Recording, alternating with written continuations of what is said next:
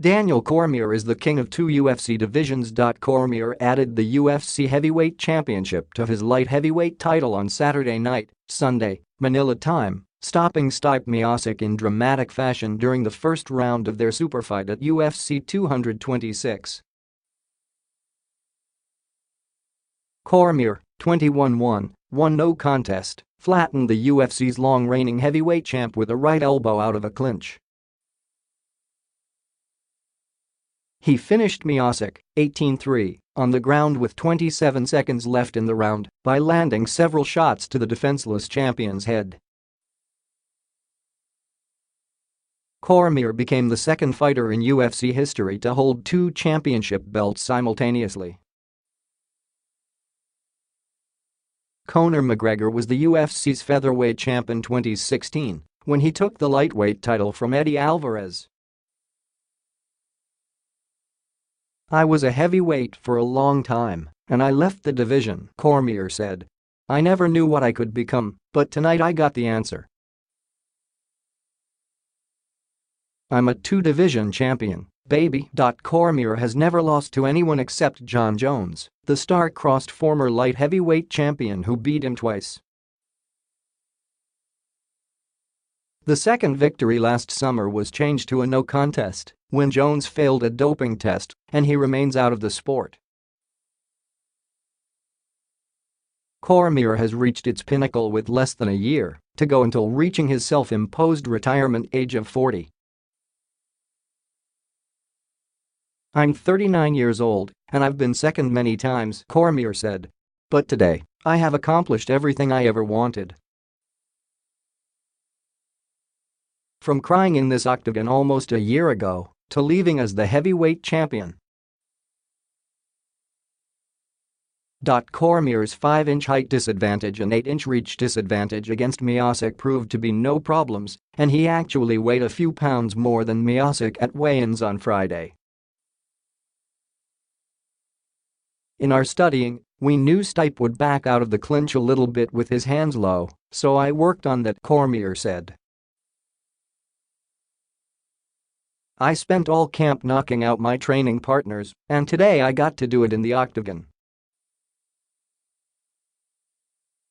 Cormier's move up to challenge Miocic was only the third superfight in UFC history between reigning champions of two weight classes. Welterweight champ Georges St. Pierre defended his belt in 2009 by battering lightweight champ BJ Penn, and McGregor accomplished his feat less than 2 years ago in his most recent MMA fight. After beating Miocic, Cormier engaged in a bit of clearly planned theatrics with Brock Lesnar, the professional wrestler and former UFC heavyweight champion. Cormier called Lesnar into the cage, and Lesnar shoved Cormier in the chest, while the fighters traded insults to hype a potential future bout. "Push me now, and you're going to sleep later," Cormier yelled at Lesnar. "Your days are in the past." In the Stone Age. Lesnar, likely the biggest pay-per-view draw in UFC history, is widely expected to return to MMA later this year or early next year. He'll have to face a remarkable fighter in Cormier, who was a heavyweight amateur wrestler before his late-starting MMA career. He won the Strikeforce heavyweight title before leaving the division when he joined the UFC because he didn't want to fight Cain Velasquez, his training partner and the former UFC heavyweight champ. Earlier, heavyweight Derek Lewis earned a lifeless decision over formerly fearsome prospect Francis Ngannou in the co-main event at the UFC's biggest show of the summer.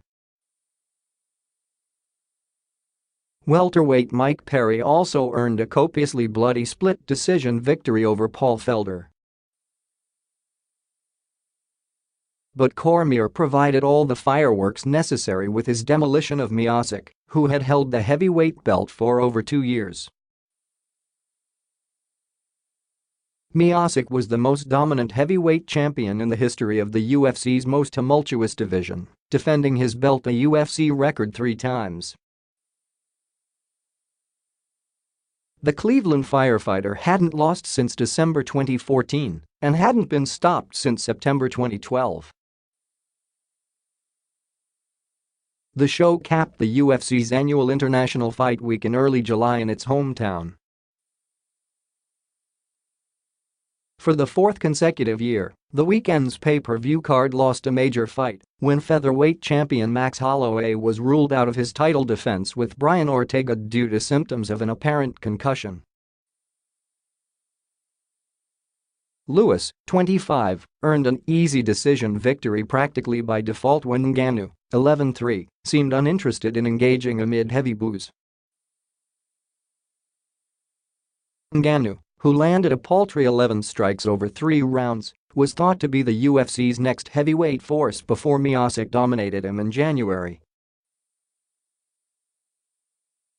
The sometimes outrageous Perry, 12-3, ended a 2-fight skid with a disciplined, punishing performance against Felder, 15-4, who hung in despite seriously injuring his right forearm and getting a frightening cut near his left eye.